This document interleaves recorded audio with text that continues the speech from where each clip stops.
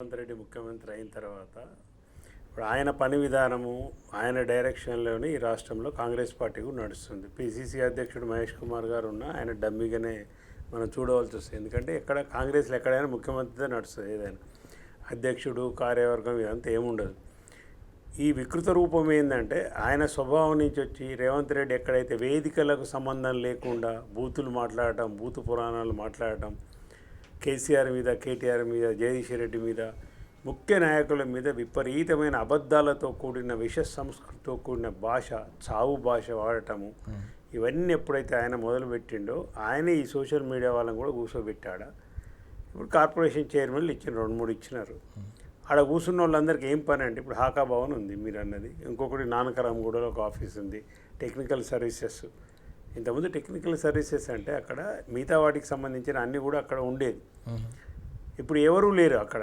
ఉన్న వాళ్ళంతా ఏంటంటే కాంగ్రెస్ పిల్లగాళ్ళకి ఇచ్చిండు. ఆ పిల్లగాళ్ళంతా ఏం పని అంటే ఇప్పుడు ఆ పౌరులు చేసే పని అంతా ఏంటంటే ఈ సోషల్ మీడియాలో అబద్ధాలు ప్రచారం చేయటము.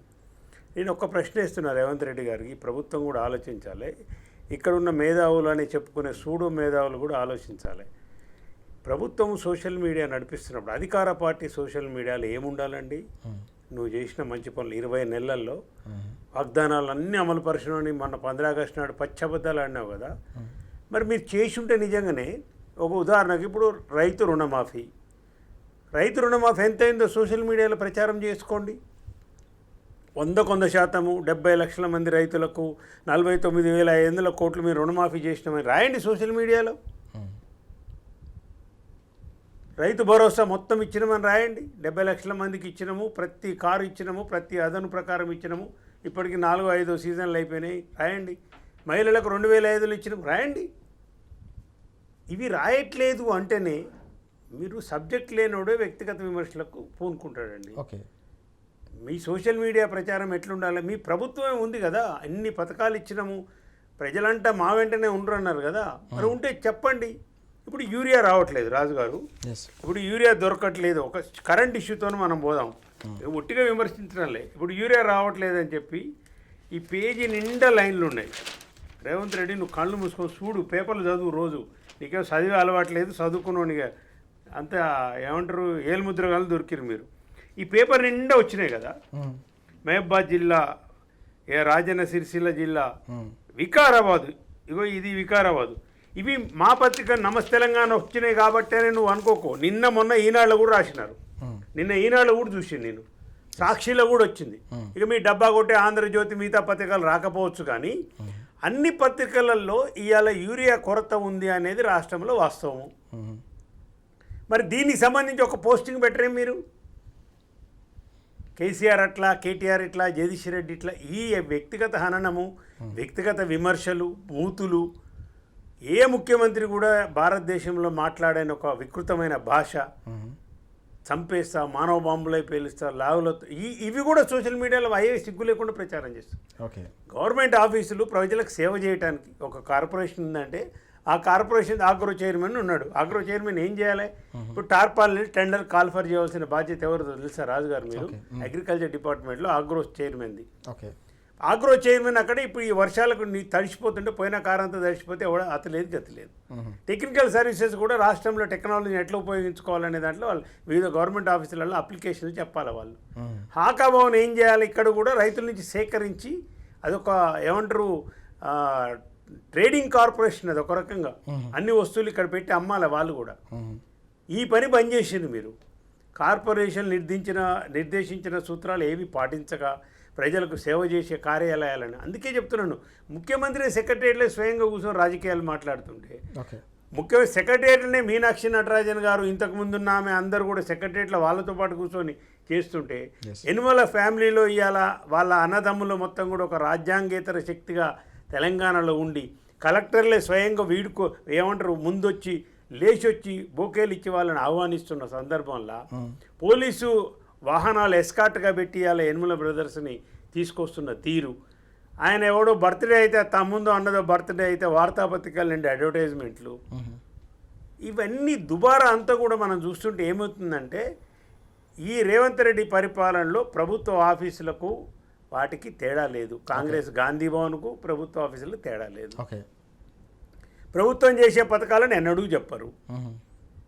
ఎన్నడైనా వ్యక్తిగతంగా కేసీఆర్ను దూషించడం, కేటీఆర్ను దూషించడం, జగదీష్ రెడ్డిని దూషించడం తప్పితే మిగతా ఏ కార్యక్రమాలు చేస్తున్నారో మీరు చెప్పండి. Social media, Congress social media మిత్రులకు నేను విజ్ఞప్తి చేస్తున్నాను, మీరు సోషల్ మీడియాని దేనికి వాడుతారో మీ ప్రచారానికి వాడుకోండి.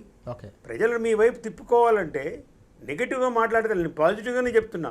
మీరు చేసే మంచి పనులు చెప్పండి మిత్రులారా. మేము ప్రధాన ప్రతిపక్షంగా మేము అడుగుతాం, ఖచ్చితంగా విమర్శిస్తాం. ఇవాళ యూరియా కోసం తిన్న రైతులు 540 మంది రైతులు చనిపోయారు, ఖచ్చితంగా బరాబర్ అడుగుతాం, బల్లగుద్ది అడుగుతాం, గల్లబట్టి అడుగుతాము. 2500 ఇస్తున్నాం, 6 గ్యారంటీలు 100 రోజులు అమలు చేస్తానన్నారు.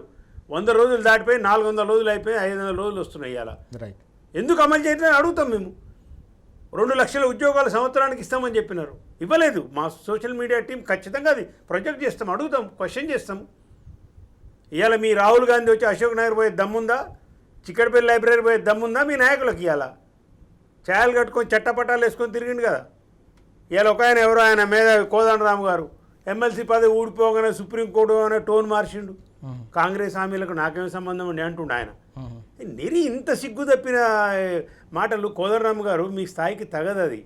ఆ ఎమ్మెల్సీ పోస్ట్ ఉంటే పోతుందండి.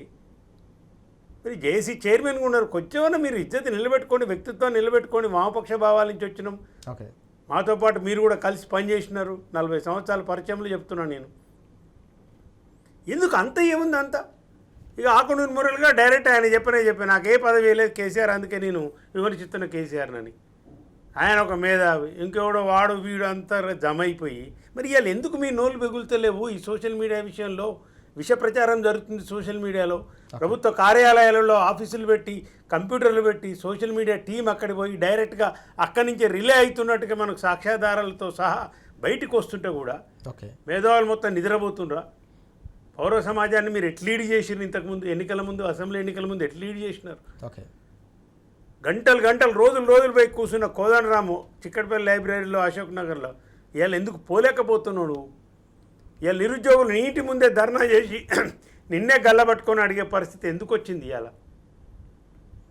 కాంగ్రెస్ హామీలకు నాకు సంబంధం లేదంటాడు, కానీ కాంగ్రెస్ పార్టీ ఇచ్చిన ఎమ్మెల్సీ మాత్రం నీకు కావాలి. ఇంత సిగ్గుదప్పి పౌరసం అంటే ప్రజల ముందు ఇక ఏమంటారు, నగ్నంగా దొరికిపోయే శకలు చేస్తున్నారు. సోషల్ మీడియా కూడా అదే విధంగా. సోషల్ మీడియాలో మంచి ఉంటుంది, చెడు ఉంటుంది. రాజుగారు ఎవరైనా కానీ ఇప్పుడు ఏదైనా కానీ ఒక దాంట్లో మంచి ఉంటే చెడు ఉంటుంది. మంచిని ప్రచారం చేసుకోండి మీరు కూడా. ఎందుకు నెగిటివ్గా పోతారు? మీకు అట్లా ఉంది ఇట్లా ఉంది అంటున్నారు కదా.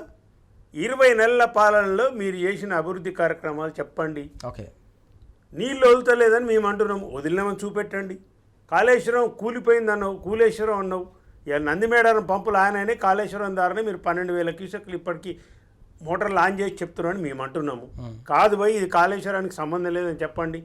మీ గంధమల్ల రిజర్వాయర్ పోయి మీ ముఖ్యమంత్రి గారు యాదాద్రి భువనగిరి జిల్లాలో శంకుస్థాపన చేసి వచ్చిండు, ఇది కాళేశ్వరంలో భాగం కాదని చెప్పండి. మూసి పునరుజ్జీవం కోసం కొండపోచమ్మ సాగర్ నుంచి మల్లన్న సాగర్ నుంచి 30 టీఎంసీల నీళ్లను టెండర్ కాల్ఫర్ చేసినారు. కొండపోచమ్మ సాగర్ కానీ మల్లన్న సాగర్ కానీ కాళేశ్వరంలో భాగం కాదు. ఈ 2014 కంటే ముందున్నాయని మీ సోషల్ మీడియాలో రాయండి, ప్రజల రియాక్షన్ చూడండి ఏమొస్తుందో. మీ ముఖ్యమంత్రి భాషలనే మిమ్మల్ని అందరినీ కూడా చెప్పులు తీసుకొని వెంటబడి కొట్టేంత ప్రభావం వస్తుంది. అందుకని ఈ చేసే దమ్ము లేక వైఫల్యం అయిపోయి, వాగ్దానాలు విఫలమైపోయి, పరిపాలన మొత్తం కూడా అసమర్థ పరిపాలన చేసి దాన్ని కప్పిపుచ్చుకోవడం కోసం, డైవర్షన్ పాలిటిక్స్ కోసము కమిషన్లు అని ఎక్కడ ఊదరగొట్టండి సోషల్ మీడియాలో. ఎడిపోయింది మరి మీ కమిషన్? విద్యుత్ కొనుగోలు కమిషన్ మన జగదీష్ రెడ్డి గారు చెప్పినారు, మళ్ళీ ఎక్కడ పెట్టుకురని అడిగిండి ఆయన. ఏది మరి ఎడిపోయింది? ఫార్ములా రేసిగా కేటీఆర్ ఇవాళ అరెస్ట్ అవుతాడా రేపు? ఓవర్ యాక్షన్ వీళ్ళ సోషల్ మీడియా అయిపోయింది. అసలు పోలీసు వాళ్ళు అరెస్ట్ చేసి జైలుకే పట్టుకపోయి అని రాసిండు ఒకడు. చించలగూడ రూమ్లో జైలు ఒక రూమ్ పెట్టినాము, ఎటుపోయా?